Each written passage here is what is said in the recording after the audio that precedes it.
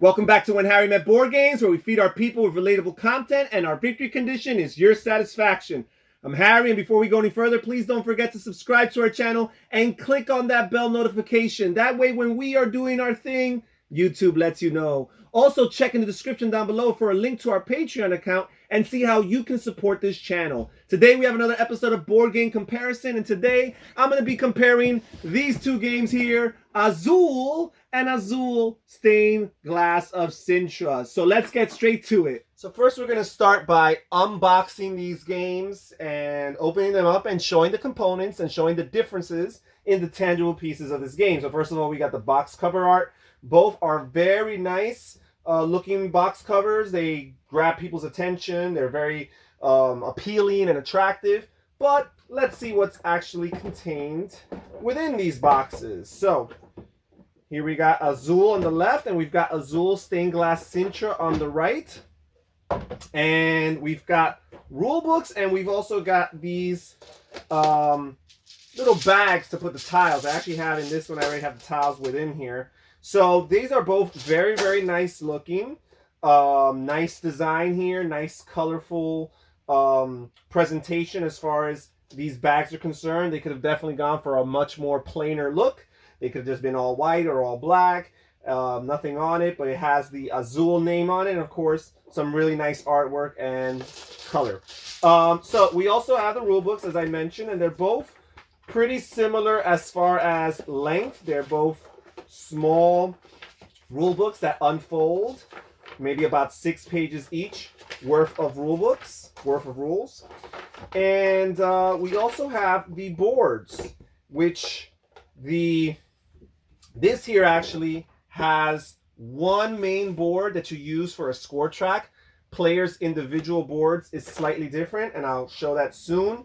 Azul, each player has their own player board, which has their own individual score track on that player board, right? Now, if we look at the Azul Stained Glass of Sintra boards for the individual players, they each get this lower piece here, and they get a bunch of these strips in their respective player colors. These are double-sided strips that have the different requirements that are needed to fulfill them, to complete them. And they place all these strips, they randomly shuffle them, and place them on their main board. So for example, this is the yellow player. And all this. Here's another yellow right there.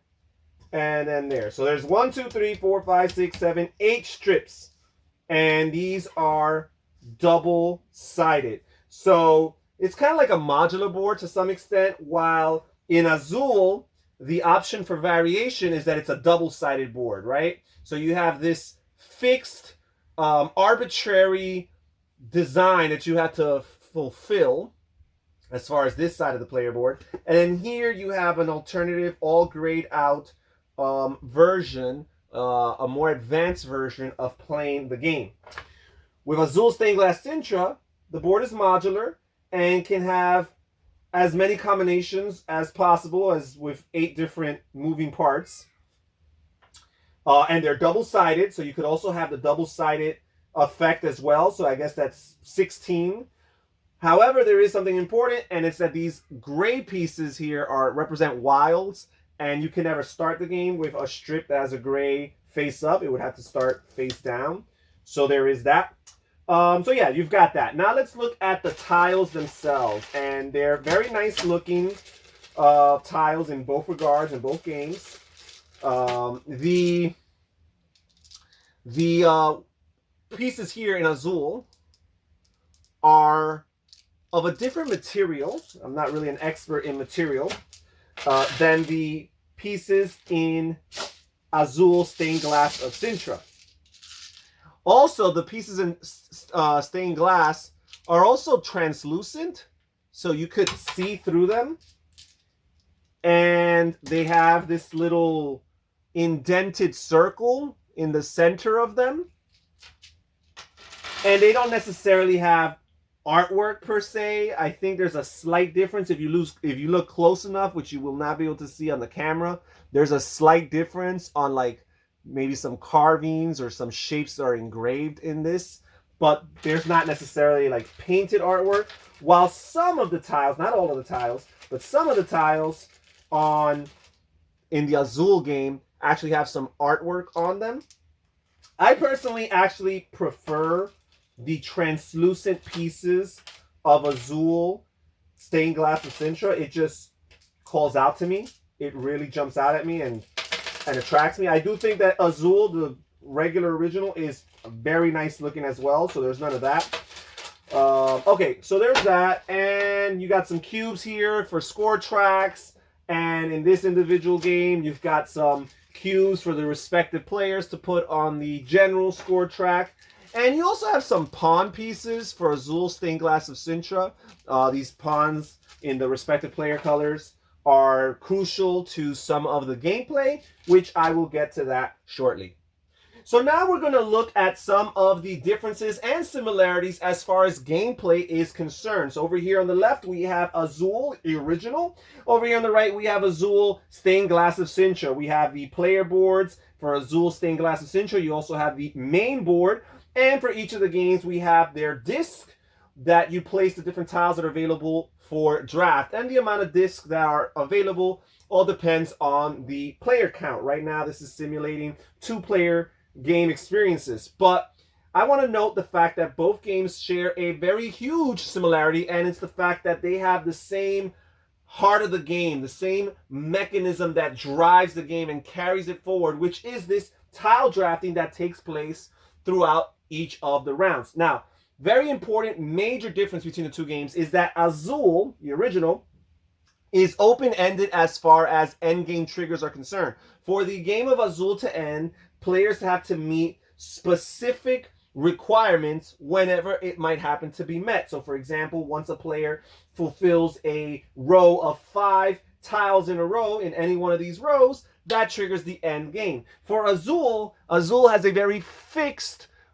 specific end game trigger. It plays 6 rounds. It's non-negotiable. Once you've played those 6 rounds, there is no way to manipulate or maneuver or buy yourself more time. You will count your final score, and that is what you have to live with. So again, we have the tile drafting mechanism, which for those who are not familiar with, you select one of these discs and you pick one of the colored tiles there and grab all of the tiles that match that color or that style of tile. So for example, let's say this player here would say, well, there's 3 of these nice looking yellow ones. Why not grab 3 of them in one shot?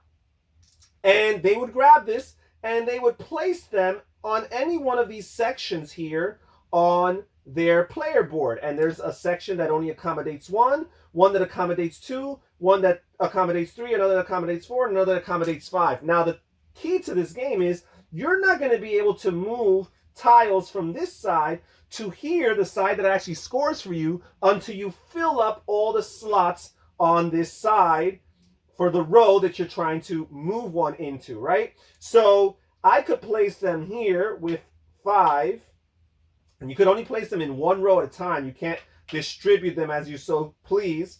I could place them here, but then I would need one more, exactly one more, to complete this, to slide it over in a future round. So I am not going to do that. I'll put the 3 right here so that I can immediately, soon enough, benefit from that, right? And you're not going to score right now, but at the end of the round, when all the tile drafting is done, that's when you're going to do it. Now, if you ever draft in excess, then they would go here on the bottom, on the floor, and these represent tiles that fell and were broken, and they're going to count towards negative points for you at the end of the round. Now, the tiles that you did not choose, because you only choose one color type, they're going to go to the center, and the first player, whoever drafts from the center, they're going to follow the same typical rules as you would follow on any one of the discs, which is you can only grab tiles of one type, and you have to grab all of the tiles of that type that you choose.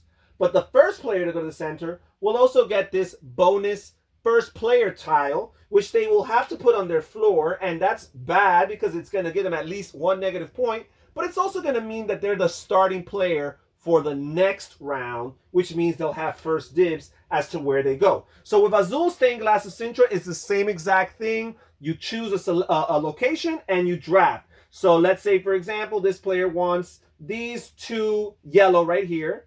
So again, the ones that they don't choose will go to the center, available for whoever goes to the center in the future.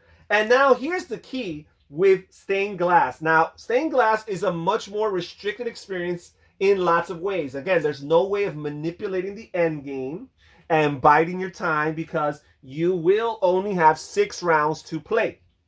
Also, you have this little pawn piece here the game refers to as the glazier. And with the glazier, it's going to start in the leftmost space.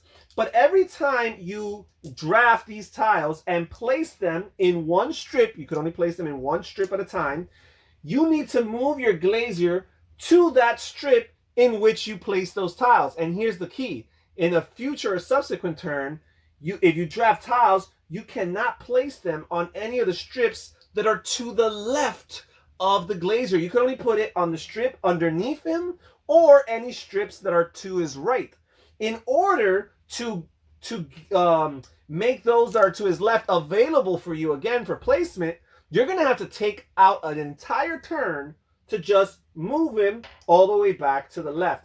So that's an opportunity where you might have been able to draft a tile that you might grant your opponent another chance to do so, and it's something that you have to figure out. So when you place your tiles, you place them in any slot here, and it's the same rule as far as you don't want to draft in excess, because what happens is if you cannot accommodate them all, then for every tile that you're not able to accommodate, first of all, you'll throw them here in this little tower right here. And second of all, for each tile you're unable to place, you're going to slide down here on the broken glass track. And again, these give you negative points. Now this, unlike Azul, the original, which will score you those negative points at the end of each round, and it's usually a small amount, these over here, it's cumulative and will subtract from your score at the end of the game, but it could potentially get as high as negative 18 points if you keep on having to grab tiles in excess. So that's something to think about. Now, once a round is done, and the rounds are done when all the players have drafted all the tiles and they're accounted for, once that's done, that's when scoring or the end of round resolution takes place. And in Azul, the way it works is you're going to look at all your 5 different columns here, or 5 different rows, and each one that has it filled, has it all the slots completely occupied, you're going to grab one of those tiles and you're going to slide it to the right to the corresponding spot on this grid right here. So this guy would go over here, and that's awesome. And that's going to score you 1 point. Each new tile placed will score you 1 point. However, there are ways of maximizing and optimizing your scoring, because if there were tiles adjacent, whether it's through the columns or through the rows, as long as they're orthogonally adjacent to this tile, for example, you would actually count all of those tiles in your immediate score right there. So if I place this, if these two are right here and I would place this right there, this would actually score me 1 for this one, 1 for this one, and 1 for this one. So that would be 3 points. So it's almost one of those situations where tiles not only score you when you first place them, but they will continue cashing in for you in future rounds as well. So there is that. Now with this player over here, or Azul Stained Glass of Sintra, whenever you complete an entire row on a strip with all the colors that's required, 2 things can happen. First of all, if it happens to be the color of the active round, so every round has a color. So for example, we have this pinkish, reddish tile here, and if we completed a strip that used any of that color, we would score 1 point for each tile that matches that color. So let's say I had these 3 oranges here. That would not be the case because none of them are orange. But what does happen is whenever you complete one of these, and this actually happens immediately in the round, it doesn't happen at the end. Whenever you complete one of these, you would check to see if it matches the current round's color. You also flip over the strip. So this side is no longer available, but the reverse side is. And then you would grab one of those tiles and you would place them on these bottom window panels and you would fill a spot. And what happens with this is there are certain trigger points here on these panels of windows. And if you surround those points, you score points at the end of the game depending on how many tiles surround them. So if you only have one tile that connects to those little symbols there, you're only going to score, you're not going to score anything actually. But if you have 2 tiles, you'll score a point. If you have 3 tiles, you're going to score 3 points. If you have 4 tiles, I think you score 6 points. So it's accumulative depending, or exponential depending on how many tiles actually surround that image. So that's kind of like one of the things you're aiming for as you're completing strips. And also you will score for the amount that strip's column is worth. So for example, the leftmost column is worth 4. So every time you complete this strip, you would get it 4. Now the second time you complete a strip, the reverse side of the strip, again, you would grab one of the tiles you used, you would place it underneath that window panel, but you would remove this strip. It would no longer be available for you.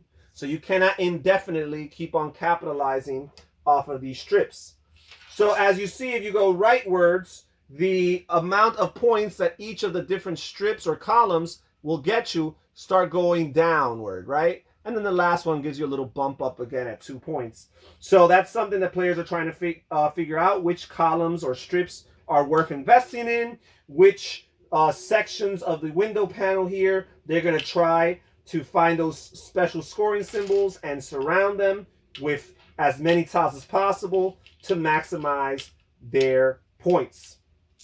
And again, if it happens that on the round that you score a strip, it happens to match the color of that round, that's a way of sneaking in a few extra bonus points. So for example, if it's the blue turns, the blue color is the active color for the round, and you have you complete a panel here, this strip here with 4 blue tiles, you would score 4 bonus points for that. Now in Azul, you do have lots of ways of scoring bonus points at the end of the game.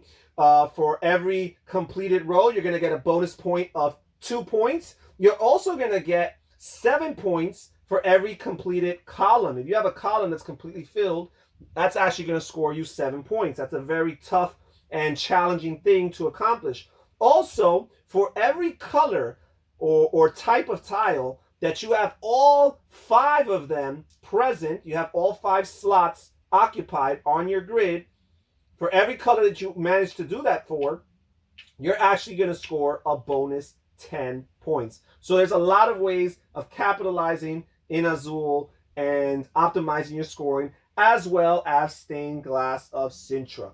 All right, so we're going to get back to hear my final thoughts as far as this comparison is concerned. So that is Azul and Azul stained glass of Sintra in a nutshell as far as components is concerned and some of the basics as far as gameplay is concerned. Now, what are my thoughts and opinions as far as these games are concerned? So first of all, we're going to talk about presentation. Which game do I think is a prettier game? And honestly speaking, you know, beauty's in the eye of the beholder, and this is so subjective, right? One person's opinion of what looks good and what doesn't look good is going to differ from the next person. But as far as I'm concerned, I can only tell you my opinion. My opinion is that Azul stained glass of Sintra is the better looking game. I like the translucent tiles. They just look nice. Even the aesthetic of the modular boards comprised of all those different strips, there's something about it that just looks really, really cool to me. I like the colors on those strips and how they jump out at you. I like the shape of the strips, and I just like the idea of a modular board, quite frankly, honestly speaking. You know, Azul is cool because it has a double-sided board, but again, this is really, really cool. As far as replayability, I'm going to say that both games are more or less equal as far as replayability. I mean, first of all, both games come with an advanced version of the game, a reverse side. that once a player becomes a little bit more seasoned as a Azul player or a stained glass of Sintra player, they're going to feel comfortable. They're going to want to up the ante, so to speak, and try something different. And they can switch it up and vary it up as far as that's concerned. Now, even because of the nuances of the game, I would say that even if you just stayed on the basic side of the board, the game is kind of like infinitely replayable. There's something about these abstract type of games that they don't necessarily become predictable, right? Because there's always the unknown as to what your opponent or opponents are going to do, the decisions they're going to make, and also even the randomness of the tiles that are drafted and in what sets and combinations and configurations they're placed on these different discs to be made available for draft. So even that makes every game unpredictable, a new wild experience. And of course, again, as I mentioned, the double-sided boards with the advanced versions are going to enhance that replayability. So these games are both highly replayable. They're going to get an A+ for that. And I'm not going to pick one over the other, so I'm cheating with that one. But how about gateway experience, entry level? Which game has an easier point of entry out of these two? And I'm going to say, no. It's definitely Azul, the original. I mean, I think Azul, Stained Glass of Sintra, you know, you might be able to teach it to a gateway person or a new gamer, maybe a person that has only been gaming for a little bit, but I wouldn't recommend it. I feel that Azul is a great gateway game into, first of all, the huge world that is the modern board game hobby, but in particular to the abstract world, right? There's a lot of abstract strategy games there that don't necessarily catch the attention of people because they're not necessarily the prettiest looking games. But Azul has that going for it. It's an attractive game. It's an appealing game. It's an aesthetically pleasing and satisfying game. So it's going to appeal to certain people, or at least open some eyes that would otherwise have been turned off or turned away from the idea of playing a boring old abstract strategy game. So Azul is a gateway even for gamers into the abstract world of gaming. So definitely Azul. I feel like the rules are very streamlined, and it's a much more generous game than Azul Stained Glass of Sintra. And again, for a person who's in that gateway experience, a new gamer, a casual gamer even, sometimes they don't want to play, or many times they don't want to play a game that feels stingy, that feels cruel even and restrictive. And Azul Stained Glass of Sintra can be guilty of that. So again, as far as gateway games is concerned, Azul is not only the better one out of the two, but I would say it's one of the best gateway games out there today. Now, how about gameplay overall? Which game do I feel like is a more brilliant design? As far as I'm concerned, guys, it is Azul Stained Glass of Sintra. Now, disclaimer, I particularly am that type of gamer that actually enjoys and relishes and thrives on the concept of restriction, and even a game maybe even being a little stingy and cruel to you as a player. And Azul can be guilty of that. First of all, you have that glazier mechanism where the tiles that you place on the current round that you're drafting cannot be placed to the left of that pawn piece. They must be placed immediately under or somewhere to the right. And once you do place them somewhere to the right, you got to move that piece over above that strip. So again, you have even more available strips or unavailable strips that are not at your disposal. So that's something to consider. Also, the fact that there's 6 rounds, again, very restrictive in that sense. With Azul, the regular game, you always kind of feel like the end is open-ended, right? Sometimes it can sneak up on you because a player can end up completing a row really quickly out of nowhere. And well, actually completing a row is actually a lot harder. You'll kind of have an idea when a row is completed. A column might sneak up on you a little bit more easier than a row. But the point is that you kind of have this concept of, I still have some more time in Azul. And you know what? If it takes my opponent or opponents a couple more turns to complete that row, then you know what? That's time that I can use to invest into my strategy and hopefully catching up if I'm falling behind. With Azul Stained Glass of Sintra, you know you have 6 rounds. So you might get to round 5 and you'd be like, hey, I want more time. But there's no more time. There's only one. But there's so many cool things that this game does. First of all, I love the mechanism of the bonus points for the specific color of that current round. Every round has a color assigned to it, and all of the colors are going to have at least one round of the 6 that are assigned to it, but there's going to be 1 out of the 5 colors in the game that's going to have 2 rounds dedicated to it. And again, whenever you complete columns or strips that correspond with that active color for that round, you're going to score 1 point for each of those tiles that correspond with that color. And that's a neat way of sneaking in some extra bonus points for that turn or for that round. And it really it challenges you to be creative and sneaky and subtle as far as your attempts of drafting those tiles in order to place them on your strips before your opponents do. I think that's a really, really cool and neat mechanism. It's a very cool way of incentivizing players to aim for particular colors in certain rounds. Also, the bonus points that you get for surrounding the little symbols, I forgot what they're called, but they're on the window panels, and there's like 4 of them on your strip on your player board. And if you surround them, you get bonus points. And the more you surround them, and you surround them with all 4 spots, then you're going to get a lot of bonus points. So that's a really cool, neat way of incentivizing you. Azul does have, regular Azul, original Azul, does have some bonus points that you can add to your total at the end of the game. Different ways to kind of manipulate the scoring in your favor or to your advantage. But they're a lot more basic. They're a lot more, I guess, simple, I would say.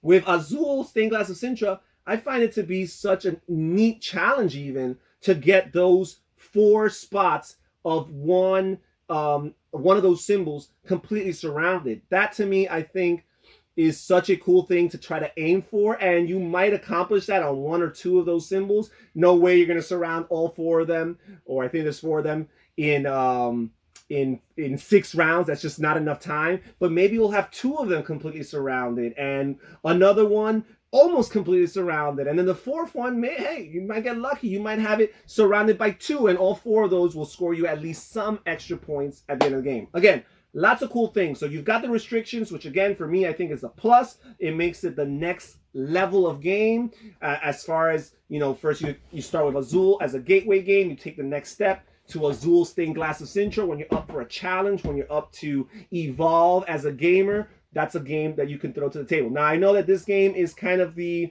forgotten stepchild in the trilogy. Summer Pavilion, which I've yet to play. Summer Pavilion is very, very popular, and Azul, of course, is massively successful. And Stained Glass of Sintra has kind of fallen by the wayside here. But I do think, personally, again, I can't compare to Summer Pavilion, but between Azul and Azul Stained Glass of Sintra, I think that Azul Stained Glass of Sintra is my preference. But again, take my opinion with a grain of salt. And if you kind of prefer a more casual, or as my wife Lily would describe it, Zen-like experience for your abstract strategy type of games, then Azul is the game for you. But again, if you like the concept of games that are a little stingy, put you through the ringer and really make you test your mettle and challenge your resilience, then I think Azul is a game that you would like to consider. But either way, they're both great games to have in your collection.